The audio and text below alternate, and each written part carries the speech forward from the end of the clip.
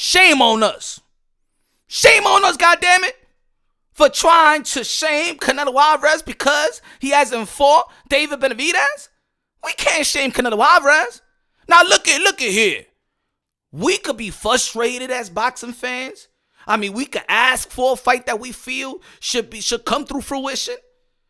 I'm not saying that a David Benavidez versus Canelo Alvarez should not happen. What I'm saying is we shouldn't shame a 4-division world champion, super middleweight undisputed, king of the sport of boxing, probably the best resume of this generation, a first ballot walking Hall of Famer, and shame him with a guy that just became champion one time.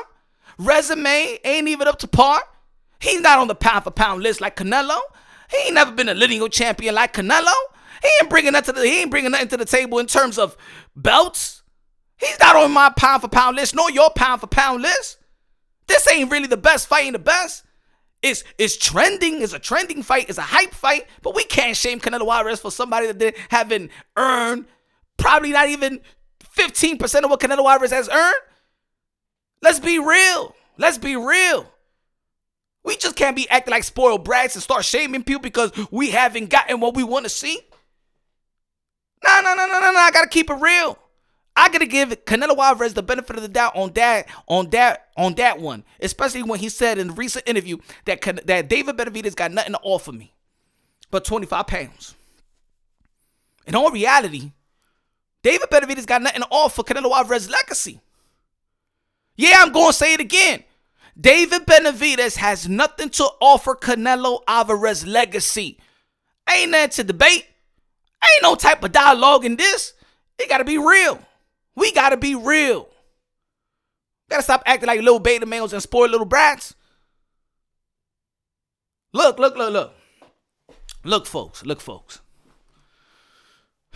Canelo Alvarez versus the winner of Dimitri Bivol and Beterbiev. Now that's a legacy fight. That's a big fight. Can you imagine if Dimitri Bivol beats Beterbiev and Canelo Alvarez fights the winner? Or there's the opportunity of him fighting the winner. Who would you pick? Canelo Alvarez versus David Benavidez or Canelo Alvarez versus Dimitri Bivol if Dimitri Bivol beats Beterbiev? You're telling me that Canelo Alvarez will move up, dare to be great one more time. He'll be fighting a pound for pound. He'll be fighting a undisputed world champion, and Canelo Alvarez is an undisputed world champion. He'll be fighting the lineal champion. It'll be legacy versus legacy, pound for pound versus pound for pound, the best fighting the best, and a traditional, realistic dare to be great one more time. And then it'll be a rematch. Now that's a big fight. Ladies and gentlemen, that's a big fight. Look, I created the channel. I created the podcast because I'm here to preserve the sport of boxing, to preserve the modern day warriors, modern day gladiators, the one that put their life on the line for pure entertainment. There is a trend in the sport of boxing that belts don't matter. The legacy doesn't matter. Sorry, folks. I always been preaching that legacy reigns supreme. And if we start trying to push legacy to the side because we just want to see the fight. Ladies and gentlemen, Canelo Alvarez versus David Benavidez ain't nothing but a Gervonta Tank Davis versus Ryan Garcia. You heard what I said. I mean, probably like just a little bit more important because, of course, David Benavidez has been the champion once. Seems like a lot of people, you know what I'm saying, y'all trying to hold Canelo Alvarez responsible and accountable for the F-up of David Benavidez because, hey, if David Benavidez never F'd up twice, then Canelo Alvarez would have had to go through him to become undisputed. Stop trying to hold Canelo Alvarez accountable and responsible for David Benavidez' F-up. Now, I know that David Benavidez has worked his way into the position of getting the opportunity to face Canelo Alvarez. We're not going to neglect that. But we ain't going to shame him either. How many times I got to say, if Canelo Alvarez retired right now, he's going to be walking into the Hall of Fame. David Benavidez need to carve his own legacy more than anything. Hey, yo, David Benavidez could have been he was already in the position. As a matter of fact, when he had his second mistake, when he got stripped from his world title for eating too much Butterfingers and missing weight, the WBC did him a favor. The WBC put him in the number one contending spot for the WBC to face Artur Beterbiev. They put him in a mandatory position to face Artur Beterbiev. You know what they did? Samson Lickowitz, the promoter of David Benavidez, wrote a love letter to Mauricio Sudamon, the president of the WBC, and told him to re-rank David Benavidez back in the 168-pound for an elimination bout. I guess he was not ready. David Benavidez was not ready for Artur Beterbiev. Now, can you imagine if David Benavidez at that time would have fought Artur Beterbiev, beat Artur Beterbiev, became a unified champion, and let's play it out. And then David Benavidez would have probably beat Dimitri Bivol. He become an undisputed, and then Canelo Alvarez wouldn't be the one saying that David Benavidez got nothing to offer. We got to look at it from the point. We also got to look at it from Canelo Alvarez lenses. Because when he's saying something, we ask him a question. We asking him questions, and he's giving us answers. And sometimes when you ask somebody a question and they don't want to respect your answer, you know what? He gonna stop trying to answer these type of questions. Sometimes we gotta take his answers and be like, you know what, yo, Canelo Alvarez, why is he saying that David Benavidez got nothing to offer? What does he got to offer? Let's ask that. What does David Benavidez got? Canelo Alvarez. What does he got to offer Canelo Alvarez? You know what he got? Bragging rights. Bragging rights. That's it. I beat David Benavidez and I got the bragging rights to say that I beat David Benavidez. What else? Does it enhance my legacy? After I beat David Benavidez, if Canelo Alvarez fight David Benavidez and he beats David Benavidez a week later, ain't nobody going to be remember David Benavidez. Let's be real. Let's be honest. Let's be real. Let's be honest. Because like I said again, this ain't a legacy versus legacy fight. This ain't Manny Pacquiao versus Floyd Mayweather again. This ain't the 5-division world champion versus the 8-division world champion Manny Pacquiao, the 8-division world champion, super middleweight, 8-division world champion, 5-time millennial, 12-time world champion, the ambassador, the senator, the humanitarian, the greatest karaoke singer of them all, the GOAT, Manny Pacquiao. This ain't that. This ain't Hagler versus Hearn. This ain't Duran versus Hagler. This ain't Trinidad versus or Shane Mosley versus Oscar De La Hoya. It's not. It is not legacy versus legacy. It ain't pound for pound versus pound for pound. It's not. So how we gonna shame Canelo Alvarez that done so much, that done enough in the sport of boxing? He done to the point that he has separated himself from his contemporaries. Ain't nobody even close to matching the accomplishments of Canelo Alvarez. So how the hell are we going to shame Canelo Alvarez for David Benavidez? How? Use that type of example in your respective lives. How the hell you gonna get shamed by a bum motherfucker that haven't done ish? Are you gonna be happy about that? Do you think it's right? How about it? How about in school? How about in life? How about in your job? They're gonna shame you with somebody that haven't done ish, that haven't put in the work like you have put in the work. And they gonna shame you with this person? Nah. We want to see the fight, but ain't no time. It ain't fair for us to shame Canelo Alvarez because we just little spoiled brats. Hey, we need to see the fight. I want to see the fight. I want to see the fight. Damn too. Come on, y'all. We gotta have a little bit of respect of these modern day warriors, modern day gladiators. This is the type of ish that makes a fighter not even want to keep doing great stuff. There's a problem in the sport of boxing. There's something that's hindering the growth of the sport of boxing. And that's that smear campaign that's a smear campaign against all the accomplished fighters, especially on this side of the pond. We have a smear campaign for Devin Haney. We got a smear campaign for Teofimo Lopez. We have a smear campaign for Bud Crawford. We got a smear campaign for Earl Spence. We got a smear campaign for Deontay Wilder. We got a smear campaign over everybody that's doing something. We're talking about Bud Crawford, the 4th-division world champion. I'm sorry, the 3rd-division world champion, 2-division undisputed. Oh, yo, his 140-pound resume ain't good. His resume ain't good. Devin Haney boring, yo. He boring. He's fighting leftovers, yo. Teofimo Lopez, man, he mentally unstable, man. He ain't do. I don't know. Josh Taylor wasn't fit. You know what I'm saying? He had a long layoff.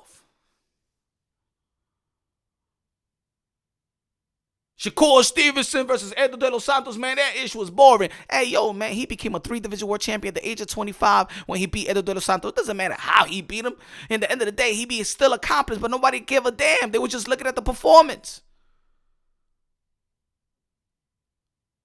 That's what's hindering the growth of the sport of boxing. We playing and we ishing, we shitting every good fighter that's accomplishing everything or good stuff. That's the fighter that we need to cater to. That's the fighter that we need, that they need to be the forefront of the sport of boxing, and that's the way. Just like in the NBA, just like in MLB, they put their stars out there so we could grow the sport of boxing. But we gotta say good things, man. How the hell we gonna be shaming Canelo Alvarez for doing everything that he's done since the age of 15, became a professional? Look what he's accomplished. Look at his resume. And you're going to shame him just because he's not giving us the David Benavidez at the time frame that he wants her to give it to us? Yeah, I understand. There is some flip-flopping going around when it comes to Canelo Alvarez. Even I have gotten frustrated. I'm a huge fan of Canelo Alvarez, and he frustrates me. But do you know why? I understood why sometimes Canelo Alvarez frustrates me. I understand sometimes when I heard even Canelo Alvarez said that I don't want to fight Mexican fighters. That kind of frustrated me. What you mean you don't want to fight Mexican fighters? I mean, that's the way that you're going to feed your peoples. Fighting you is going to give them generational wealth, going to give them the opportunity to get their people out the slums, out their family, out the slums. You got to fight your fellow countrymen. Little thing that's frustrated there. Yeah, I want to see a David Benavidez fight. I wanted to see a Demise Andre fight in 160 for the Undisputed. Yeah, at the end of the day, look at the body of work. Speak for itself. It's almost like when in the 160-pound division, I wanted to see the Undisputed of him and Demise Andre. He didn't fight him, but then he moved up to fight Sergey Kovalev to become a 3-division world champion. And that still was there to be great. After Kovalev beat Anthony Yarde, a young, hungry lion, knocked him out. So the momentum was good for Canelo Alvarez to move up and do his thing as well. Legacy, trade legacy for another legacy. It's not like he didn't fight Demise Andre and went over there and fought the 58th ranked fighter. You know why we stress Canelo Alvarez sometimes. You know why he gets us mad sometimes, prematurely mad. We get too emotional as boxing fans. It's because we expect things from Canelo Alvarez that we don't expect from anybody else. And we're used to getting Canelo Alvarez to deliver us the goods. We're used to Canelo Alvarez daring to be great. We're used to Canelo Alvarez doing great things. We expect it. We now it's become a common thing, and we expect it from Canelo Alvarez. So now we're looking just at Canelo Alvarez because we don't expect anything else from anybody else because we don't know. See, we know that Canelo Alvarez is going to fight Cinco de Mayo. See, we expect it, so we know. So all we gotta say is, who is he going to fight in Cinco de Mayo? Who is he going to fight in Mexican independence in September? We expect something from Canelo Alvarez. From these other fighters, we don't. We don't know if they're daring to be great. We don't know if they're going for greatness. There's a lot of inactivity in the sport of boxing. We don't know. We didn't know when Jamar Charlo was going to come back and fight. We don't know where Demise Andre was gonna land, whether on PBC, whether he was gonna be in BOK Prime when he left Eddie Hearn. He ain't even, you know what I'm saying? We didn't know. We don't know what Caden Plant is gonna do next. We don't know what David Benavidez. I mean, now he's getting the groove of where, you know what I'm saying, he got the Kalen Plant, Demise Andre. But we don't know. We're not expecting anything from Edgar Berlanga. Hopefully get a good opponent and stuff, but we're not expecting anything great. So now we're just looking at Canelo Alvarez.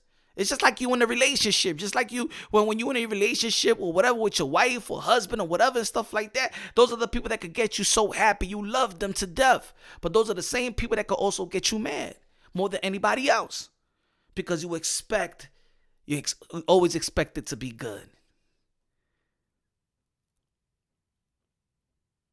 They could love you like no other, but they could break your heart like no other. If you don't expect nothing from nobody, you don't give a damn about them.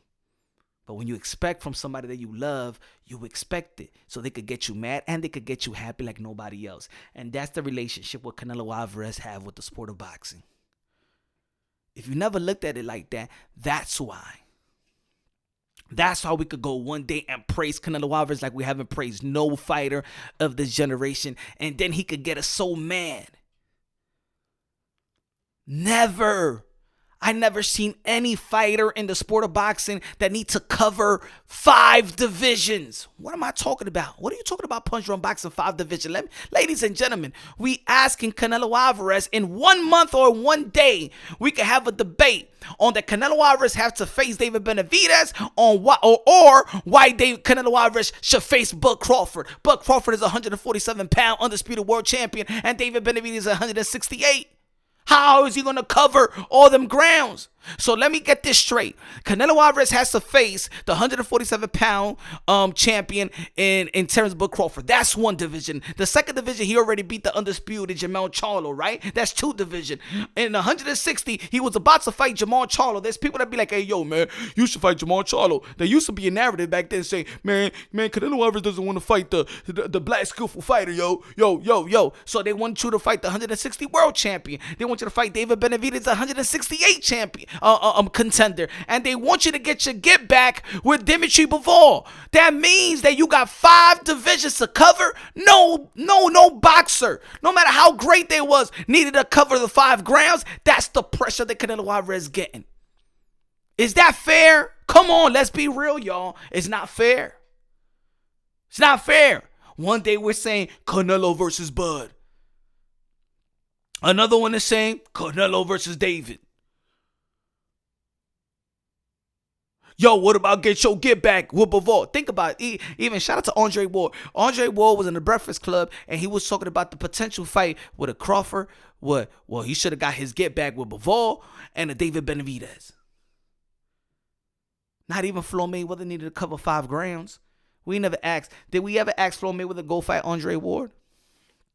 Did we ever ask Floyd Mayweather at 147 when he was at 154 to go to the 168 and fight Andre Ward? Never, ever. We didn't even imagine that. That shit was not even a question.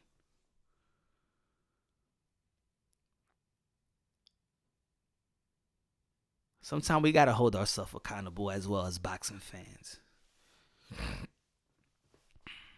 Sometimes we ask for premature fights that is not ready for that fight is not ready to, come through fruition. I'm all for the fight. I'm not all for the shame, though.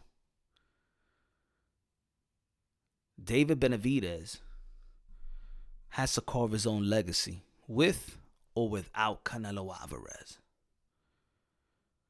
The pressure has to be on David Benavidez. It's not, oh man, I called out Canelo, and now you see Jose Benavidez Sr. doing interviews and saying all the pressure's on Canelo. I'm liking what I'm seeing. What the hell you talking about? You liking what you're seeing? Canelo Alvarez is already a made man.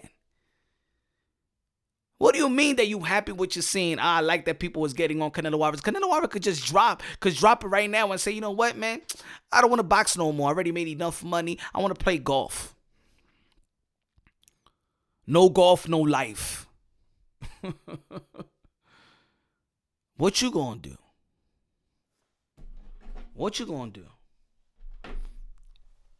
I understand there was frustration with Canelo Alvarez stating in the recent interview that, you know what, I want 150 to $200 million to face David Benavidez. Even I was like, yo, what the hell is what is Canelo Alvarez talking about?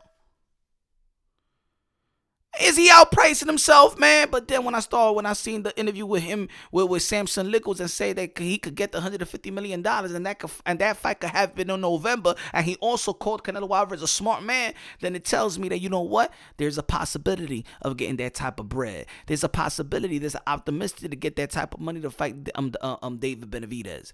And of course, when he said the 250 mil to 200 mil, the only person that we thinking about is His Excellency Turki Al-Ashiki.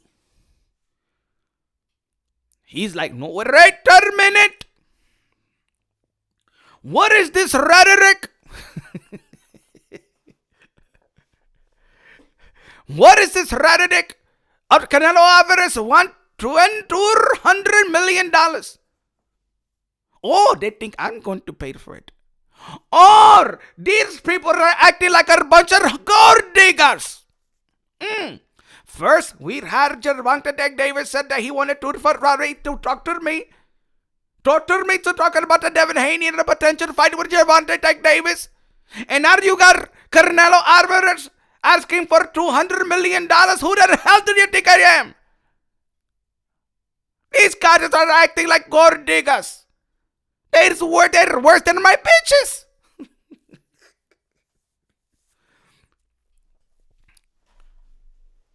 And then Turkey Alashiki came right back. In a recent interview, one stated that, nah, I'm not interested in that fight. I'm not interested in that fight, my friend.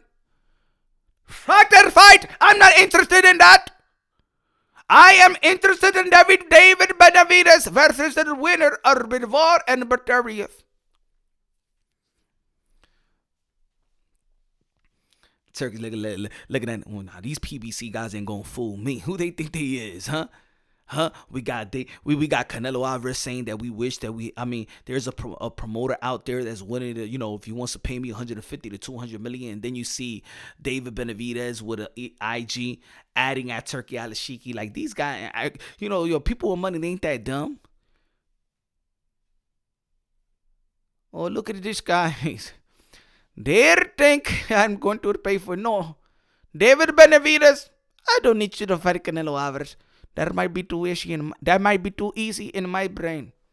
You're be rehydration toward heavyweight. And I know everything about heavyweights because I am the king promoter of heavyweights right now. Why don't you fight Benavidez or Bivol? David Benavidez ain't putting nothing on his IG after that. David Benavidez ain't putting that on his IG for that. David Benavidez will be like, man, I was talking about Canelo. Come on, man. Why you pushing me to the end? I'm talking about Canelo, bro. I'm talking about Canelo.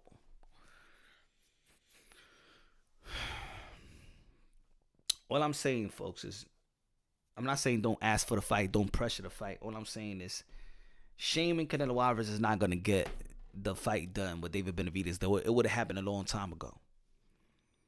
Around that time, yes, Canelo Alvarez was telling these guys to fight one another.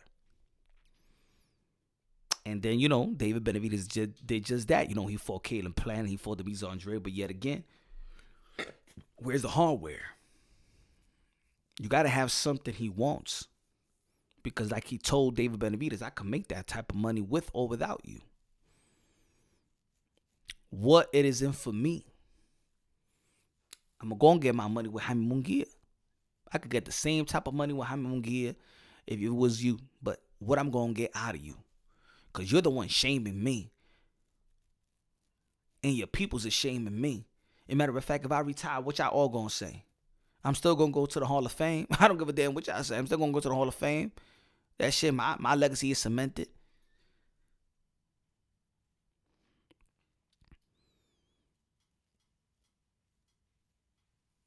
So, there's great things happening in the sport of boxing. We don't need to dwell on Canelo Alvarez and the David Benavidez issue.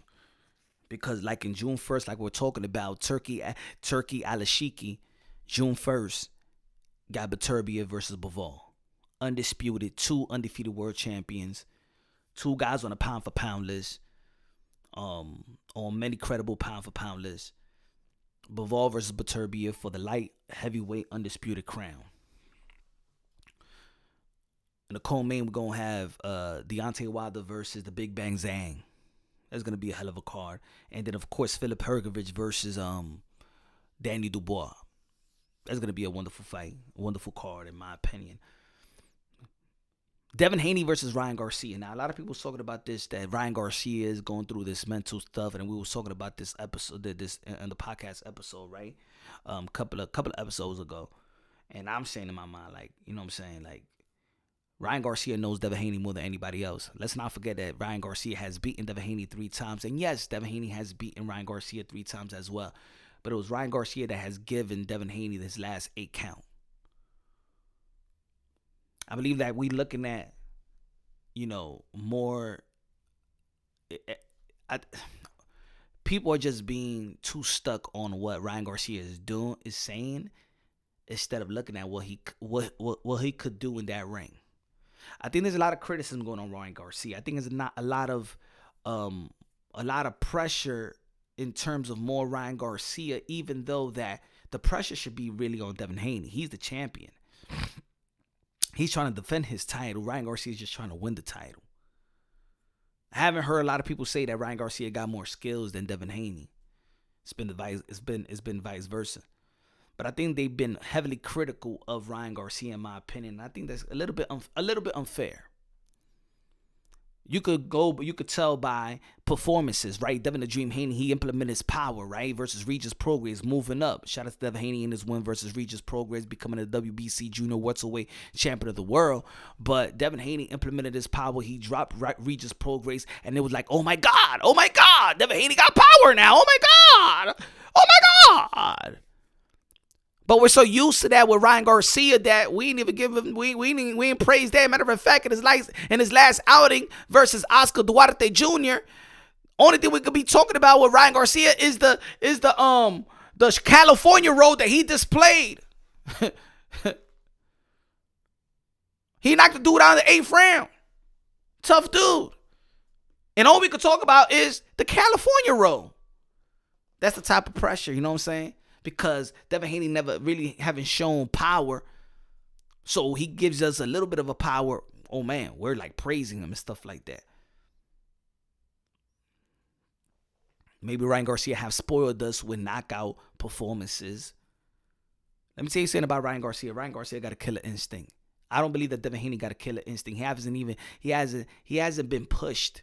Well, he has been pushed to it, but he just does a wonderful job in outpointing you. And I don't think that Devin Haney's style is gonna change no matter what, because he's so successful. Why would I change my style?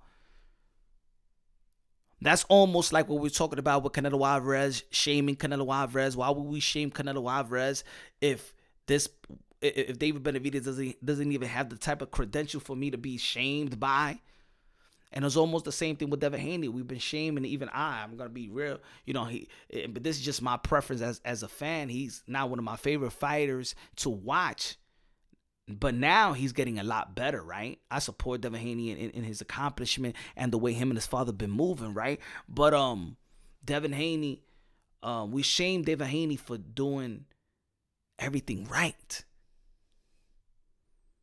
He does everything right in that ring. Everything right to win a boxing bout. Good jab, good movement, good defense. Very disciplined in all areas. Very disciplined. Now, he might not be freakish. He doesn't have the freakish power, the freakish speed, the freakish, the athleticism and things of that nature, but he does everything right. And we still find a way to shame him. He rarely loses rounds. He rarely gets touched. He's highly accomplished by the age of 25. He's been a trailblazer in the business side of things, but we're still trying to find something. And that's what I was talking about earlier, that we're so collectively, I'm not saying that I haven't indulged in that. Collectively, we are not preserving everything that's great in the sport of boxing. People that's doing great stuff. Naoya Inoue, 4 division world champion. 2 division undisputed in the span of 12 months. That's a beautiful thing. I don't even know why there's people out there trying to critique Naoya Inoue. Same way, why would you heavily critique? Let's say, because everybody is not above criticism, but there's a time and place, right? If the boxing world keeps saying that boxing is dying, boxing is not what it used to be, sometimes we contradict ourselves. Because if we're saying that boxing is not what it used to be, because back in the days, the best used to fight the best, the belts matter, blah, blah, blah. But then if you go and say that David Benavidez versus Canelo Alvarez is more important than Canelo Alvarez versus the winner of Dimitri Bivol and Beterbiev, then do you want boxing to be like back in the days? No. How is it that Gervonta Tank Davis and Ryan Garcia is a bigger fight than Teofimo Lopez versus Josh Taylor?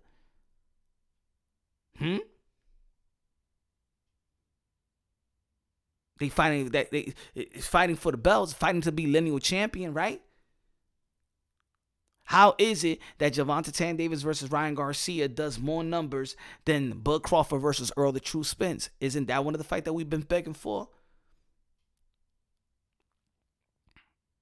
How does that fight do 500K plus more than the fight that we all been waiting for?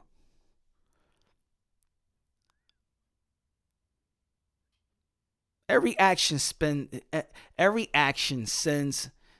a message. Everything sends a message. It's almost like when Floyd Mayweather, switched his style up, became more defensive, didn't implement a lot of power and things of that nature when he was getting older, when he transitioned to Money Made from Pretty Boy. And then it was working so good. It was like the gift and the curse. It was working so good. Then there was the emerge of the Devin Haney's. It was the emerge of the Shakur Stevensons.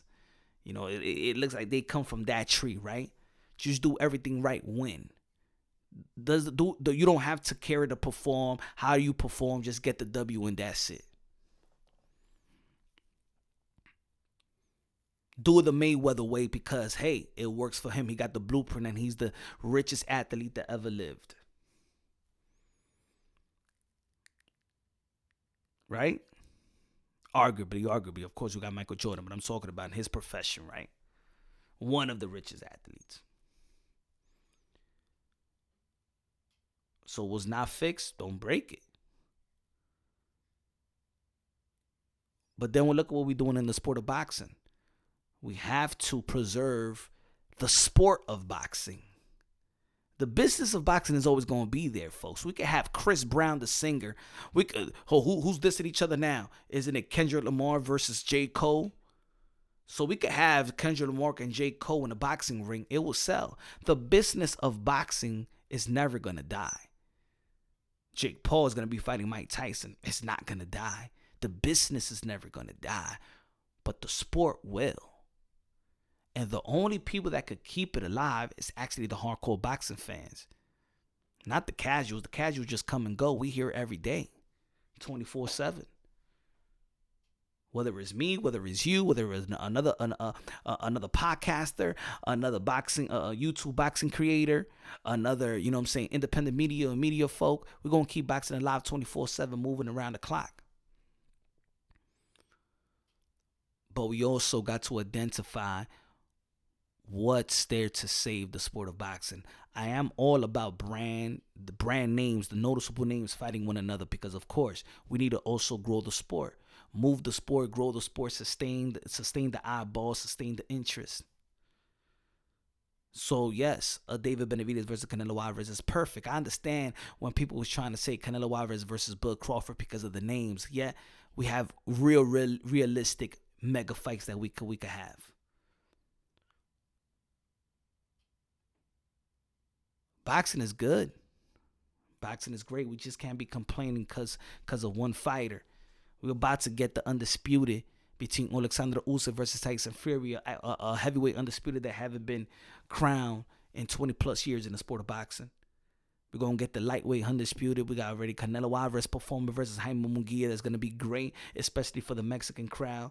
We're going to want to see what Bud Crawford going to be doing next after his great performance versus Earl the True Spence. We're going to see the Devin Haney versus Ryan Garcia. I believe one of the longest rivalries of all fighters, especially because it dated back to the amateur circuit. And that's another thing. We got to also preserve the amateur circuit. The amateur circuit is highly important. We got to give credit to these national titles. See, that's one thing I also don't like what's happening in the sport of boxing. We love to respect foreigners, and I'm talking about us Americans now, because boxing is a world sport. And I don't think that boxing has become a niche sport in every country. It's not a niche sport out there in the UK. It's actually still one of the main sports out there in the UK. But in America, it's become a niche sport. But I always see that we glamour away with the Lomachenko's amateur.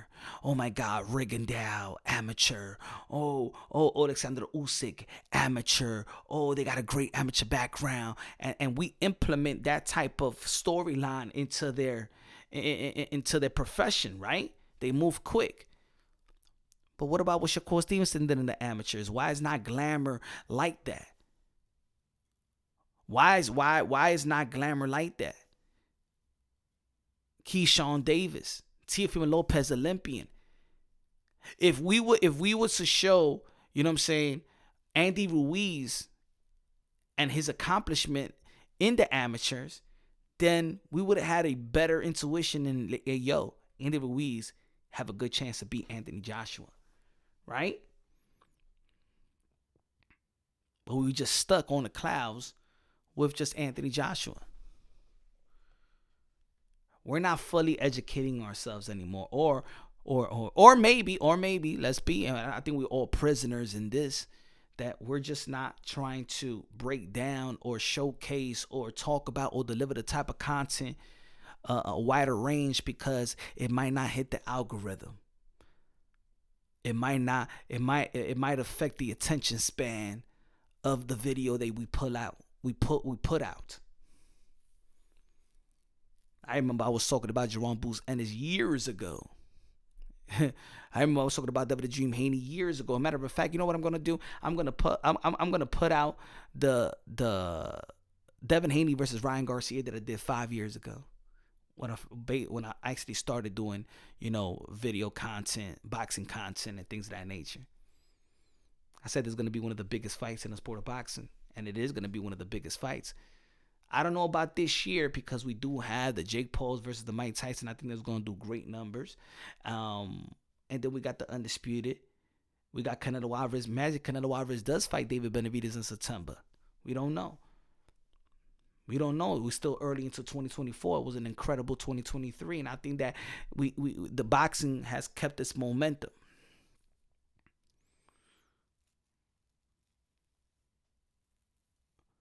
We need to stop sending confused messages for these fighters. Are we going to respect those who dare to be great? Are we going to respect those? And I'm talking about realistic great. I ain't talking about Bud Crawford moving 3 divisions up to face Canelo Alvarez. No, that's not realistic, folks. I'm talking about traditional dare to be great. The type of dare to be great that we know, okay, he stands a chance and he has the accomplishment to do what he's about to do. Like Teofimo Lopez versus Bud Crawford, that's dare to be great. That's 140 versus 147. That's Durang versus Leonard. Is realistic. You know what I'm saying? It's a realistic thing. Not asking no 3 divisions, just like we ain't asked no Mayweather to move up 3 divisions to face a damn Andre Ward because we feel that they got the best skillful at the time. Stop it.